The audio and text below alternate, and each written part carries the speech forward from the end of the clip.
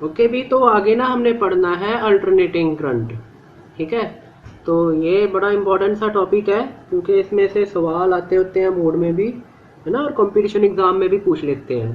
ठीक है, तो चैप्टर के बस समझ लो कि थोड़े से की पॉइंट्स हैं, अगर वो समझ में आ गए ना तो फिर ये चैप्टर बिल्कुल इजी लगता है ना, फिर समझ में आ जाता है।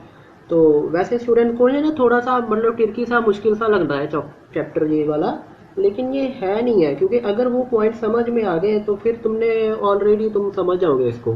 तो इसलिए तुमने ध्यान से देखना है ना, जो वो मेन की पॉइंट्स है, तो मैं बता दूंगा तुम्हें वो क्या चीज़ें हैं। तो पहली बात है तो अल्टरनेटिंग करंट में है कि अल्टरनेटिंग करंट देखो इस टाइप का करंट होता है जिसकी वैल्यू टाइम के साथ चेंज होती है। ठीक है, जैसे डीसी करंट था अभी हमने जो पीछे पढ़ा है जितना भी, दैट इज द डीसी। तो डीसी का मतलब है डायरेक्ट करंट, मतलब उसकी वैल्यू टाइम के साथ चेंज नहीं होएगी। अगर मान लो करंट 2 एम्पियर है किसी सर्किट में फ्लो कर रहा, तो वो 2 का 2 ही रहेगा। ठीक है, हर टाइम में उसकी वैल्यू चेंज नहीं होने वाली। लेकिन अल्टरनेटिंग करंट ऐसा होता है, जैसे देखो ये ग्राफ में शो कर रखा है कि जैसे जैसे टाइम बढ़ेगा तो करंट पहले पहले बढ़ रहा था, फिर किसी टाइम के बाद जाके मैक्सिमम हो गया। इसको हमने आई नॉट लिखते हैं, मैक्सिमम करंट को हमने आई नॉट से रिप्रेजेंट कर देते हैं। उसके बाद करंट टाइम के साथ कम होने लग गया, फिर ये ऑपोजिट डायरेक्शन में चलना शुरू हो गया, नीचे साइकिल आ गया, मतलब कि उल्टा चलना शुरू हो गया है। फिर ये मैक्सिमम वैल्यू तक पहुंचा, फिर धीरे धीरे फिर ये जीरो हो गया। तो इस टाइप से जो करंट टाइम के साथ वेरी करेगा, उस टाइप के करंट को हम ये बोलते हैं that is the alternating current, है ना। तो ये मेनली जो हम तुम इस क्लास में पढ़ते हो, ठीक है, +2 के अंदर, तो वो इस टाइप का करंट होता है, इसको हम साइनोसॉइडल बोलते हैं। मतलब अल्टरनेटिंग करंट को हम साइन या कॉस की फॉर्म में लिखते हैं। तो जैसे यहाँ पर देखो हमने साइन की फॉर्म में लिख रखा है, तो आई जो करंट है this is the AC current, it is equal to the I naught. I naught peak value आ जाएगी, मतलब this is the maximum value of the current, जैसे यहाँ पे शो हो रखी है, sine of omega t plus five. Okay, ये ओमेगा टी प्लस फाइव को फेस बोलते हैं, +1 में भी हमने पढ़ा था। ओके, वेव्स वाले चैप्टर में इस पूरी वाली क्वांटिटी को फेस बोलते हैं। ये जो फाइव होता है this is the initial phase, इसको इनिशियल फेज कहा जाता है। ठीक है, तो करंट को हम इस तरह से लिखेंगे, I naught sine omega t plus five, जहाँ I naught cos omega t plus five. तो नॉर्मली हम साइन लेके चलते हैं, ठीक है, तो ये अपने पास आ जाएगा। तो देखो यहाँ पर जैसे हमने एक सर्किट बना रखा है, ठीक है, तो उस सर्किट को हमने किसी एसी सोर्स के साथ कनेक्ट कर रखा है। ये सिंबल होता है एसी सोर्स का। ओके, मतलब एसी वोल्टेज का सिंबल इस तरह से होता है। जैसे डीसी का क्या सिंबल था, एक बड़ी लाइन और उसके एक छोटी, 7 छोटी लाइन। इसमें हम ऐसे शो करते हैं इस तरह से एसी वोल्टेज को। और रिप्रेजेंट कैसे करेंगे, V naught sine omega t. जैसे करंट को हम रिप्रेजेंट करते हैं I naught sine omega t plus five, इसी तरह वोल्टेज को हम ऐसे रिप्रेजेंट कर देंगे। तो फाइव तो फेस है, तो फाइव की वैल्यू तो कुछ भी हो सकती है, 0 हो सकती है या कोई भी नंबर हो सकती है, जैसे π/3 हो गया, π/6 हो गया। तो हमने सपोज वोल्टेज के केस में जो इनिशियल फेज था उसको 0 ले लिया है, तो हमारे पास फिर वोल्टेज कितनी आ जाएगी, V naught sine omega T. तो ये अपने पास वोल्टेज आ गई, दिस इज एसी वोल्टेज, इसके साथ हमने इस रेजिस्टेंस को कनेक्ट किया है। तो अब इसके अंदर जो करंट होएगा उसकी फॉर्म इस तरह से होएगी जैसे ये ग्राफ के अंदर शो हो रखी है। ठीक है, तो इस चैप्टर में सबसे पहली जो बात समझनी होती है हमने, वो ये होती है कि मीन और एवरेज वैल्यू क्या होती है करंट की। ठीक है, मीन वैल्यू कह लो या एवरेज वैल्यू कह लो, एक ही बात है। तो mean or average value of current क्या होता है, तो जैसे ये सर्किट है सपोज, इसके अंदर मान लो कि हमने किसी टी टाइम के लिए कोई डीसी करंट पास करवा दिया है।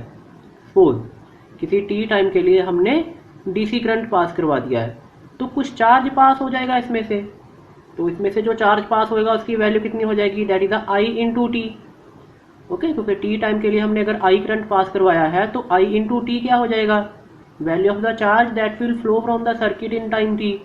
अब सवाल ये है कि हम कितनी करंट, कितनी एसी करंट इस सर्किट से सेम टाइम टी के लिए फ्लो करवाएं ताकि सेम चार्ज इसके अंदर फ्लो हो जाए। तो वो जो करंट की वैल्यू होएगी ना, उसी को हम बोलेंगे मीन या average value of current. Okay, जैसे हमने टी टाइम के लिए डीसी करंट पास करवाई थी आई, जिसकी वैल्यू आई थी। अब हमने ये बताना है कि हम टी टाइम के लिए कितनी एसी करंट पास करवाएं ताकि सर्किट के अंदर उतना ही चार्ज फ्लो कर जाए जितना डीसी के टाइम पे फ्लो कर रहा था, तो उस करंट की वैल्यू को हम क्या बोलेंगे, that is called the mean or average value of the AC current. ये यहाँ पे लिख रखा है, ठीक है, ये जो लाइंस में यही चीज़ लिख रखी है जो तुम्हें मैंने बता दी है।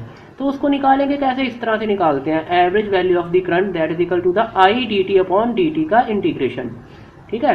तो ऐसे निकाल देंगे, मतलब अगर आई की एवरेज में वैल्यू निकालनी है तो यहाँ पे आई आ जाएगा, ठीक है। तो D t by D t आ गया, यहाँ पर इंटीग्रल आ गया यहाँ से। तो आई की वैल्यू कितनी थी, we know I equal to, ये जो ऊपर लिख रखी है, I naught sine omega t plus five, यही होती है आई की वैल्यू। तो ये आई की वैल्यू यहाँ पे भर दी है, ठीक है। उसके बाद इंटीग्रेशन 0 टू टी हो जाएगा, मतलब फुल टाइम के लिए, 0 टू टी मतलब पूरे साइकिल के लिए, कि पूरे टाइम के लिए इसकी जो आना है एवरेज वैल्यू वो कितनी आएगी। तो इंटीग्रेशन पूरे साइकिल के लिए हो जाएगा, आई नॉट बाहर आ गया, साइन का इंटीग्रेशन क्या हो जाना है, that is equal to minus cos, और डी टी का इंटीग्रेशन तो क्या आ जाएगा, डी टी का इंटीग्रेशन तो टी आ जाना है, ओके। तो डी टी का इंटीग्रेशन टी आ गया, साइन का इंटीग्रेशन कितना आ गया, माइनस कॉस ओमेगा टी, और जो टी का कोएफिशिएंट होता है उससे डिवाइड भी होना है, तो टी के कोएफिशिएंट ओमेगा है, ओमेगा से डिवाइड भी हो गया, लिमिट 0 टू टी आ जाएगी, नीचे भी लिमिट 0 टू टी है। तो उसके बाद करना क्या है, पहले अपर लिमिट भरी जाएगी, ओमेगा तो बाहर लिख दिया, ओके। पहले अपर लिमिट भरी गई तो ओमेगा टी, फिर माइनस लोअर लिमिट भरी जाएगी कॉस में, ठीक है। नीचे भी पहले अपर लिमिट फिर लोअर लिमिट, ये है हमने कई बार कर रखा है। अब तो तुमने मैथ्स के अंदर इंटीग्रेशन कर भी लिया होगा, है ना, तो वो तो थोड़े टफ होते हैं थोड़े बहुत इससे, तो ये तो बहुत ईजी है उसके सामने, है ना, बस साइन का इंटीग्रेशन कॉस ही तो होता है। इनिशियल फेज को हमने 0 मान लिया है, ओके, तो कंसीडर इट 0, तो ये इसलिए नहीं लिखा इसको। तो ये अपने पास आ जाएगा आई की वैल्यू, और अब हमने टी की वैल्यू डाल देनी है, ठीक है। तो टी की वैल्यू कितनी होती है, तो यहाँ से हम अगर देखें तो टी की वैल्यू होती है 2 पाई बाई ओमेगा, ओमेगा से ओमेगा कैंसल, तो कॉस 2 पाई माइनस 1, क्योंकि कॉस 0 था ना नीचे, तो कॉस 0 कितना होता है, 1 होता है। तो यहाँ पर भी कितना आ गया, कॉस 2 पाई आ गया, तो कॉस 2 पाई भी कितना होता है, वो भी 1 होता है, तो यहाँ भी 1 आ गया, तो 1 माइनस 1 तो 0 हो जाएगा, बाकी टर्म तो ऐसे की ऐसे ही लिखते आ रहे हैं। तो 1 माइनस 1 0 हो गया, मतलब आई की वैल्यू कितनी आ गई, 0। तो 0 आने का मतलब ये हो गया कि जो एवरेज करंट है पूरे साइकिल के लिए किसी सर्किट में से, उसकी वैल्यू कितनी आ जाएगी, 0 आ जाएगी, ओके। तो इसको दिमाग में रखना है और निकालना भी आना चाहिए। अब हमने क्या करना है, हमने ये एवरेज वैल्यू निकालनी है हाफ साइकिल के लिए, फुल साइकिल के लिए तो 0 आ गई, तो इससे तो हमारे पास कोई बात नहीं बनी, ओके। तो हाफ साइकिल के लिए कितना अंदर आएगा, तो हाफ साइकिल के लिए क्या करना है, बस फर्क इतना है, इंटीग्रेशन 0 से t/2 कर देना है, हाफ साइकिल मतलब टाइम पीरियड t/2 के लिए। तो आई की वैल्यू वही है, I naught sine omega t, initial phase 0 माना, तो फिर से इंटीग्रेशन साइन का माइनस कॉस ओमेगा टी, नीचे ओमेगा भी आ गया टी का कोफिशिएंट, और डी टी का इंटीग्रेशन टी, फिर लिमिट वही 0 टू t/2, 0 टू t/2, और जैसे आई नॉट बाहर था ओमेगा भी बाहर लिख देंगे, पिछले वाले केस में जैसे किया है। तो कॉस ओमेगा टी है, पहले अपर लिमिट भरी जाएगी, टी की वजह पे t/2, फिर minus cos lower limit that is equal to 0। तो यहाँ पर नीचे पहले अपर लिमिट t/2, फिर 0, तो t/2 रह जाएगा, ओके। तो टी में भरनी है ये वैल्यूज, टाइम की वैल्यू है ना, तो टी में भर रहे हैं ये वैल्यूज। तो उसके बाद ओमेगा से ओमेगा कैंसिल हो गया, टाइम की वैल्यू 2 पाई बाई ओमेगा भरेंगे जैसे, तो 2 से 2 भी कैंसिल हो जाएगा, तो पाई बाई ओमेगा रह गया, तो ओमेगा से भी ओमेगा कैंसिल, तो यहाँ पर कॉस पाई कितना आ गया, -1, और माइनस कॉस 0 भी तो 1 होता है। और नीचे ये जो वैल्यू है हमारे पास, ये वैसे ही आ रही है, I naught, it is I naught divided by omega, तो ये t/2 है।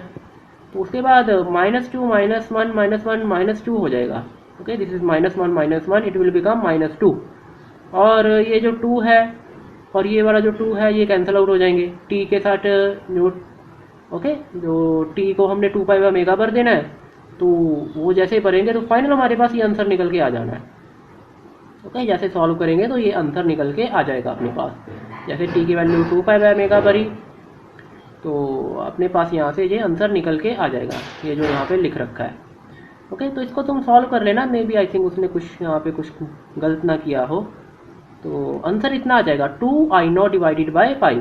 तो सॉल्व करोगे तो इतना निकल के आ जाना, मतलब average value of the current for the half cycle वो कितनी आ जाएगी, 2I0 डिवाइडेड बाई पाई।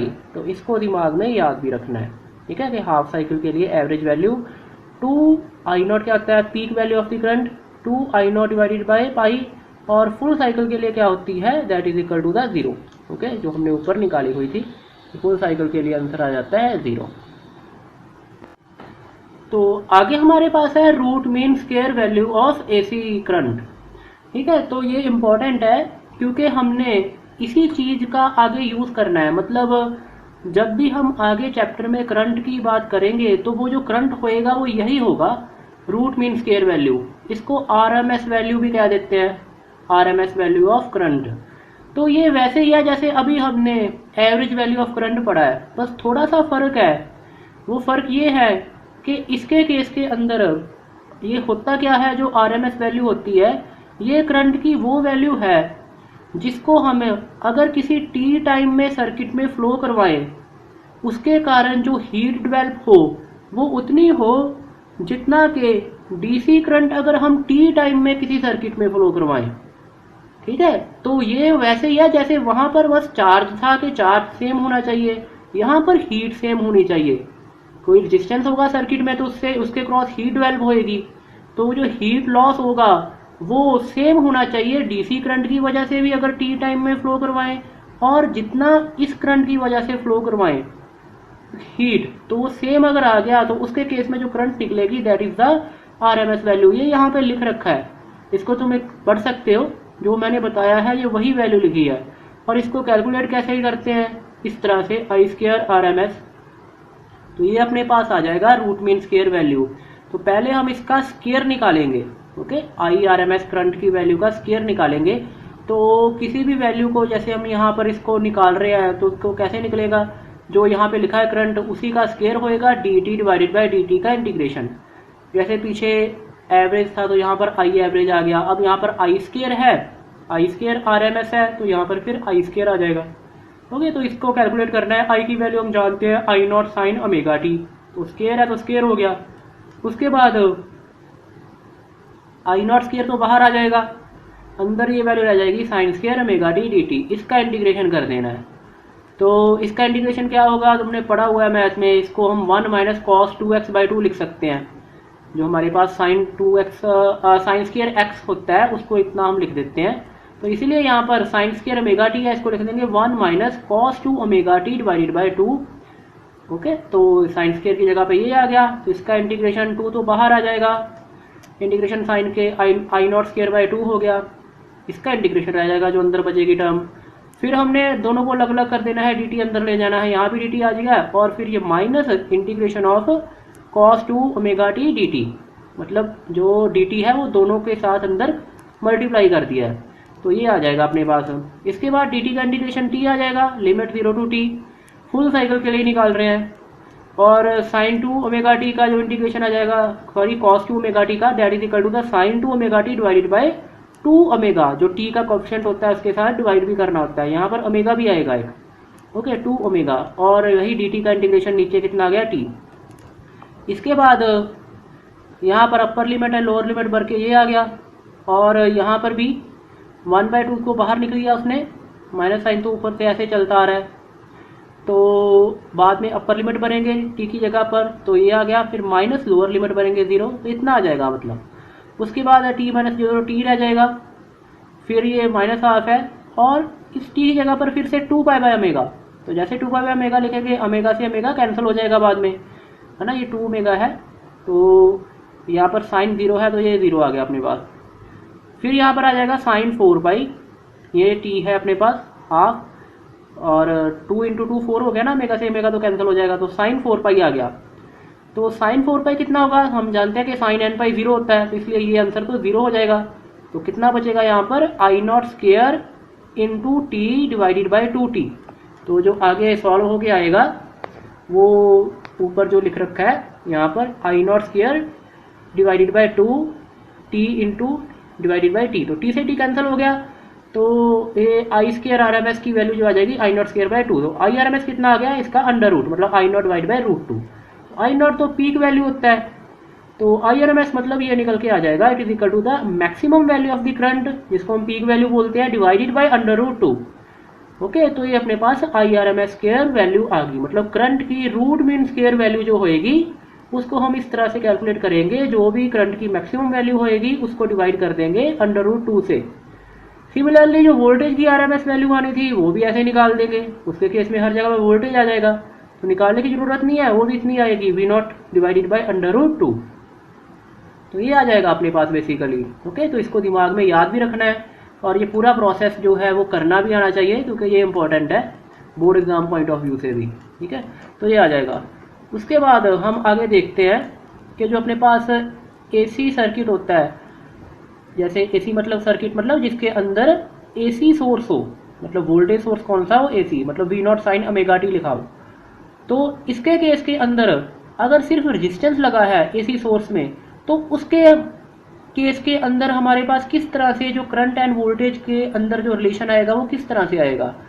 तो देखो यहाँ पर हमने बस रेजिस्टेंस लगा रखा है, मतलब AC circuit with resistance only.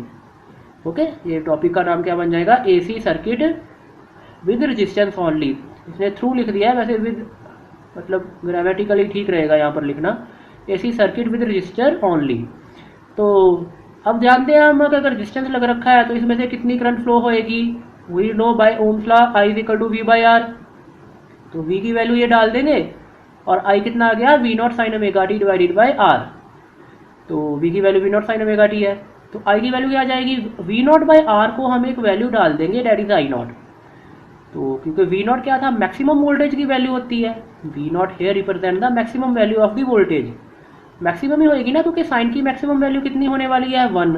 तो जब साइन की मैक्सिमम हो जाएगी तभी ये V मैक्सिमम होएगा। तो V मैक्सिमम मतलब कितना होएगा, जब साइन 1 हो गया तो V की वैल्यू तो V0 बजेगी, मतलब ये होगा कि V0 is the maximum value of this voltage. तो this is V0 divided by R क्या हो जाएगा, date is equal to I0 मतलब maximum value of the current. तो हमारे पास वो सर्किट जिसके अंदर सिर्फ रेजिस्टेंस लगा है, उसके केस में अगर वोल्टेज इस तरह से लिखी हुई है V0 साइन ओमेगा टी, तो करंट इस तरह से आ जाएगा I0 sine omega T, where I0 is equal to V0 divided by R। मतलब ये है, हमें समझने वाली बात इसके अंदर ये है कि देखो वोल्टेज के अंदर साइन ओमेगा टी आ रहा था, करंट में भी साइन ओमेगा टी आ रहा है। इससे ये पता चलता है कि जो वोल्टेज है एंड करंट है वो दोनों सेम फेज में है, क्योंकि फेज का मतलब क्या होता है, ये जो साइन के अंदर लिखा होता है उसको फेज बोलते हैं। तो यहाँ पर साइन के अंदर तो ओमेगा टी लिखा हुआ है, यहाँ पर भी साइन के अंदर V में भी साइन के अंदर ओमेगा टी है, करंट में भी साइन के अंदर ओमेगा टी है, वोल्टेज में भी साइन के अंदर ओमेगा टी। तो इन दोनों को अगर मैं माइनस कर दूं तो ये साइन ओमेगा टी में से साइन ओमेगा टी माइनस हो गया, मतलब इसके फेज में से इसका फेज माइनस कर दिया, तो वही तो फेज डिफरेंस होगा। तो फेज डिफरेंस तो 0 आ जाएगा, क्योंकि omega T minus omega T 0। तो मतलब ये हो जाएगा कि वो सर्किट जिसके अंदर सिर्फ रेजिस्टेंस लगा है, उसके केस में जो वोल्टेज होती है एंड करंट होता है वो सेम फेज में होते हैं। यही इसने नीचे लिख रखा है, in circuit with resistance only current and voltage are in same phase. मतलब अगर हम करंट को इस तरह से दिखाएंगे जैसे इसने दिखा रखा है इधर, तो वोल्टेज को भी हमें ऐसे ही दिखाना पड़ेगा, क्योंकि दोनों के बीच में फेज डिफरेंस कितना है, 0, मतलब सेम फेज में है। मतलब अगर वोल्टेज को ऐसे दिखाओगे तो करंट को भी उसी तरह से दिखाना पड़ेगा, क्योंकि फेज कितना है दोनों के बीच में, सेम है। आगे हम देखो सर्किट पढ़ेंगे, that is the circuit AC circuit with capacitor, जिसके अंदर सिर्फ कैपेसिटर लगा हुआ है। तो यहाँ पर तुम देख सकते हो, ये फिगर में दिखा रखा है कि अगर सर्किट में सिर्फ कैपेसिटर लगा हो तो उसके केस में तुम्हें इस तरह से फिगर दिखाई देगी कि वोल्टेज सोर्स तो V0 साइन ओमेगा टी आ गया एंड कैपेसिटर लगा हुआ है। तो इसके केस में भी हमने करंट की वैल्यू निकालनी है, वोल्टेज तो हमें पता है V0 साइन ओमेगा टी है, तो करंट कैसे आ जाएगा, पहले चार्ज आ जाएगा इसके ऊपर किसी भी टाइम पर, तो चार्ज की वैल्यू तो CV होती है, तो चार्ज CV आ गया, V की value V0 sine omega T. तो करंट चार्ज से कैसे आएगा, dQ/dt करके, तो I की वैल्यू क्या आ जाएगी, इसी का डेरिवेटिव करके। तो जैसे ही डेरिवेटिव करोगे तो ये हमारे पास कितना आ जाएगा, Q की वैल्यू तो CV0 साइन ओमेगा टी है, तो वो CV0 बाहर आ गया, अंदर क्या आ जाएगा, d/dt of sine omega T, तो कॉस ओमेगा टी हो जाना है, और t का जो कोफिशिएंट है ओमेगा वो बाहर आ जाएगा, मल्टीप्लाई हो जाएगा। इसी तरह से डेरिवेटिव निकालते हैं। तो ये जो हमारे पास क्वांटिटी है ओमेगा एंड सी, इसको हम नीचे लिख देंगे 1/ωc करके, ठीक है। तो वो क्यों लिखना है वो आगे मैं बताऊंगा तुम्हें, ठीक है। तो साथ में क्या आ जाएगा, कॉस ओमेगा टी। तो आगे अपने पास ये आ जाएगा, जो हमने 1/ωc लिखा था ना पीछे, उसकी जगह पर हम XC डाल देंगे। XC हमारे पास ऐसे ही है जैसे हमारे पास रेजिस्टेंस होता है। ओके, इसको हम रिएक्टेंस बोलते हैं। रिएक्टेंस का मतलब होता है जो किसी पे रिएक्ट करे, मतलब ये है कि जैसे ये रेजिस्टेंस तो जैसे चेंज नहीं होता, रेजिस्टेंस की वैल्यू कभी चेंज थोड़ी होती है, वो तो ज्योमेट्रिकल फैक्टर पे डिपेंड करती है। लेकिन इसकी वैल्यू तुम देख सकते हो कैपेसिटर के केस में जो रेजिस्टेंस होता है जिसको रिएक्टेंस बोलते हैं, वो चेंज होएगा। वो वैसे तब चेंज होएगा जब ओमेगा चेंज हो गया। ओमेगा तो फ्रिक्वेंसी है ना, तो ये तो चेंज हो सकती है। सी तो कांस्टेंट होएगा, C also depend upon geometrical factor. C तो कांस्टेंट है लेकिन ओमेगा चेंज हो सकता है। अगर ओमेगा चेंज हो गया तो XC चेंज हो जाएगा।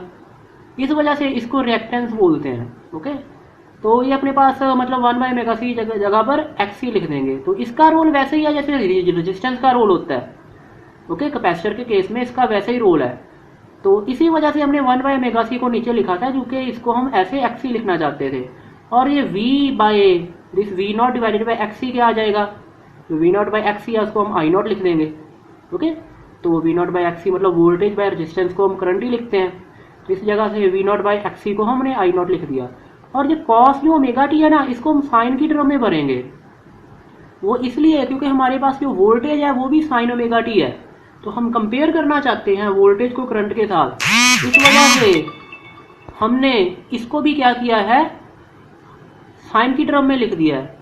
तो इसको साइन की टर्म में कैसे लिखेंगे कॉस को, तो we can write sine omega t plus π/2।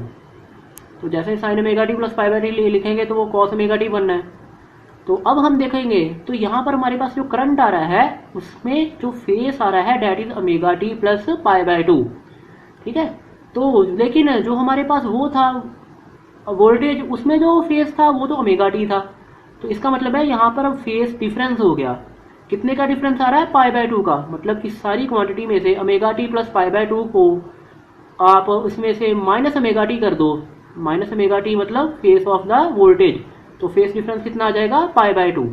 तो इसलिए हम कहेंगे कि अगर हमने वोल्टेज को ऐसे प्लॉट किया है ना इस तरह से, तो करंट को हम π/2 से आगे दिखाएंगे, क्योंकि जो करंट है ना वो वोल्टेज से लीड कर रही है by the phase difference of the π/2।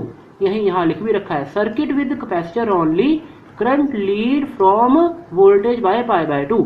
मतलब अगर करंट को तुम वोल्टेज को अगर ऐसे ड्रॉ करो तो करंट को ऐसे लिखना पड़ेगा ऊपर को, क्योंकि वो लीड कर रही है। लीड का मतलब आगे चल रही है। ठीक है, तो यहाँ पर भी देखो वोल्टेज को हमने ऐसे बनाया है क्योंकि वोल्टेज तो साइन का ग्राफ बनेगा, voltage is sine omega T. लेकिन जो करंट था वो कितना आ गया, साइन ओमेगा टी प्लस π/2 मतलब cos. Okay, current is cos मतलब ओमेगा टी प्लस π/2 मतलब π/2 से आगे है करंट वोल्टेज से। तो आगे है तो मतलब जहां पर वोल्टेज जीरो हो रही है वहां पर करंट क्या है, मैक्सिमम। फिर जब वोल्टेज मैक्सिमम हुई तो करंट जीरो होगी। ओके, मतलब जब देखो वोल्टेज मैक्सिमम हुई है अब करंट जीरो हो गई है। उसके बाद क्या हुआ है, जब वोल्टेज दोबारा से जीरो होएगी तो करंट उस समय क्या हो जाएगी, मिनिमम हो जाएगी। तो हम यहाँ से कह सकते हैं कि जो हमारे पास वोल्टेज है ना वो करंट से पीछे है। ऐसा ही हो रहा है ना, देखो यहाँ पर करंट मैक्सिमम थी टाइम t इक्वल टू 0 पर, लेकिन वोल्टेज मैक्सिमम कब हुई, किसी और टाइम पर, मतलब जब t/4 टाइम आया। फिर करंट जब जीरो होगी मतलब t/4 टाइम पर, तो वोल्टेज बाद में जीरो हो रही है। मतलब जो वोल्टेज है वो करंट को क्या कर रही है, फॉलो कर रही है, करंट के पीछे चल रही है क्योंकि करंट आगे है। तो यही मतलब है यहाँ से। ठीक है, प्लस π/2 से मतलब है क्या है कि करंट वोल्टेज से क्या है, π/2 के फेस डिफरेंस से आगे है। तो सिंपल बात है, तुमने कॉस का ग्राफ बनाना है जब करंट का बनाना है, क्योंकि करंट तो कॉस ओमेगा टी लिखा हुआ है और वोल्टेज साइन ओमेगा टी थी, तुम पिछले पेज में देख सकते हो। तो इसलिए वोल्टेज के केस में साइन का ग्राफ बन जाएगा और करंट के केस में कॉस का ग्राफ बन गया। ओके, और वह ये मैंने बता ही दिया है कि डिफरेंस क्या है, कि करंट क्या है वोल्टेज से आगे है। आगे हमारे पास अब सर्किट है जिसके अंदर सिर्फ इंडक्टर लगा हुआ है, सर्किट विद इंडक्टर ओनली। तो इसके केस में क्या हो जाएगा, इस तरह से हमारे पास वोल्टेज है V equal to V0 sine omega T और यहाँ पर हमने एक इंडक्टर लगा रखा है। तो हम क्या करेंगे, किरचॉफ वोल्टेज लॉ लगाएंगे। तो जैसे लगाएंगे तो हम क्या लिखेंगे, यहाँ का पोटेंशियल जीरो मानकर यहाँ का V0 साइन ओमेगा टी आ गया, फिर माइनस L di/dt डेट is equal to the zero. मतलब ये है कि ये जो वोल्टेज होएगी V0 साइन ओमेगा टी, ये सारी की सारी इसी के क्रॉस तो होएगी। तो इसके क्रॉस इंडक्टर के क्रॉस वोल्टेज कितना होता है, L di/dt होता है। इस वजह से V naught sine omega T किसके इक्वल हो जाएगा, L D I by D T के इक्वल। उसके बाद हमने करंट निकालना है तो हम करेंगे क्या, यहाँ से डी टी को इधर लिख लेंगे और एल को भी नीचे ले आएंगे, तो वी नॉट बाई एल आ गया sign omega T D T. अब इसको इंटीग्रेशन कर देना है, करंट चाहिए ना, तो करंट के लिए क्या करेंगे, हम इसको इंटीग्रेट कर देंगे। तो डी आई का इंटीग्रेशन तो आई हो गया, वी नॉट बाई आई तो बाहर आ गया, sign omega T D T का इंटीग्रेशन। तो sign omega T D T का इंटीग्रेशन क्या आ जाएगा, कॉस ओमेगा टी, और टी के कोएफिशिएंट से डिवाइड भी, तो साइन का इंटीग्रेशन माइनस कॉस होता है तो माइनस भी आएगा साथ, तो वही ओमेगा भी बाहर आ गया, माइनस कॉस ओमेगा टी को अब हम कैसे लिख सकते हैं, we can write sine omega T minus pi by 2। ये फिर से साइन की टर्म में इसलिए लिखना है करंट को, ताकि हम दोनों के बीच में कंपेयर कर सकें, क्योंकि वोल्टेज भी साइन की टर्म में है ना, वोल्टेज वो always write it is equal to the, यहाँ पे तुम देख भी सकते हो sine omega T, voltage sine omega T लिखा हुआ है, इसीलिए जो करंट है उसको भी हम साइन की टर्म में लिखेंगे ताकि हम कंपेयर कर सकें। तो फिर माइनस कॉस ओमेगा टी को साइन की टर्म में अगर लिखना हो तो वो ऐसे ही लिखा जा सकता है, sign omega T minus pi by 2। तो उसके बाद हमारे पास वही जो नीचे ओमेगा एल है, इसको हम लिख देंगे एक्स एल, यहाँ पर उसने एक्स एल लिख दिया है, ठीक है। ये हमारे पास भी इंडक्टेंस का रेजिस्टेंस हो जाएगा, okay, this is also reactance but it is called the inductive reactance, ये नीचे उसने लिख भी रखा है, X L is equal to omega L is called the inductive reactance. तो यहाँ से हम देखेंगे कि जो करंट है वो sign omega T minus pi by 2 है, लेकिन वोल्टेज तो साइन ओमेगा टी थी, तो अब यहाँ से समझ आ रहा है कि जो करंट है वो वोल्टेज से पीछे चल रहा है, कि माइनस ओमेगा टी आ गया ना, sign omega T minus pi by 2 आ गया ना, तो इससे यही पता चलता है कि जो करंट है वो पाई बाय 2 से पीछे है, ओके, वोल्टेज से। तो इसका मतलब ये हो गया, अगर वोल्टेज को हमने ऐसे दिखाया है तो करंट को हमें फिर ऐसे दिखाना पड़ेगा, मतलब पीछे दिखाना पड़ेगा, ठीक है। तो यहाँ पे उसने बना रखा है कि करंट वोल्टेज को अगर ऐसे दिखाएंगे, वोल्टेज को, that is the graph of the sine, तो जो हमारे पास ये ग्राफ होएगा करंट का वो इस तरह से बनेगा, basically it will be of minus cos, ठीक है। तो यहाँ पर मतलब क्योंकि माइनस कॉस ही आ रहा था ना करंट, तो इसलिए करंट का ग्राफ कैसे बनना है, माइनस कॉस का। अगर वोल्टेज का ग्राफ साइन का बनेगा तो करंट का ग्राफ कैसे बनेगा, माइनस कॉस का। माइनस कॉस का मतलब है कि पाई बाय 2 से वो क्या है, पीछे है जो करंट है, तो ये आ जाएगा अपने पास। तो अब हम क्या करेंगे, तीनों को कंबाइन करेंगे, तो तीनों को कंबाइन करेंगे मतलब सीरीज एलसीआर सर्किट मतलब क्या होएगा, पहले तो हमने अलग अलग पढ़े हैं ना, रेजिस्टेंस के साथ पहले पढ़ा है, फिर कैपेसिटर के साथ पढ़ा है, फिर इंडक्टर के साथ पढ़ा है अलग अलग, अब हम इकट्ठा पढ़ रहे हैं तीनों को, तो तीनों को इकट्ठा पढ़ेंगे तो एलसीआर सर्किट बोलेंगे। तो एलसीआर सर्किट ऐसे यहाँ पे बना रखा है, रेजिस्टेंस भी लगा रखा है, कैपेसिटर भी एंड इंडक्टर भी लगा रखा है तीनों, तो उसके साथ एसी सोर्स लगा रखा है यहाँ पर। अब हमें करना क्या है, अब हमें ये बात समझ आ गई है, हमने इसको बस दिमाग में रखना है कि अगर हम देखो जो करंट है वो इंडक्टर के केस में वोल्टेज से पीछे चलती है, अगर करंट इंडक्टर के केस में वोल्टेज से पीछे चल रही है, इसका मतलब ये हो गया कि वोल्टेज क्या चल रही है, करंट से आगे, उल्टी बात है ना। या ये कह लो कि करंट वोल्टेज से पीछे है, या ये कह लो कि वोल्टेज करंट से आगे है, बात तो एक ही है। तो मतलब एक तुमने एक चीज़ को याद रखना है, और वो ये चीज़ है कि इंडक्टर के केस में जो वोल्टेज है वो करंट से क्या होती है, आगे। इसी तरह जो कैपेसिटर होता है जिसको हमने पीछे पढ़ा था यहाँ पर, ओके, कैपेसिटर के केस में क्या था, करंट आगे थी वोल्टेज से, मतलब इसका उल्टा ये कहना हुआ कि वोल्टेज क्या होगी, करंट से पीछे होएगी। तो कैपेसिटर के केस में ये दिमाग में रखना है कि जो वोल्टेज होती है वो करंट से क्या करती है, लैग करती है, लैग का मतलब कि पीछे चलती है। और इंडक्टर के केस में क्या होता है, जो वोल्टेज होती है वो करंट से क्या करती है, लीड करती है, आगे चलती है।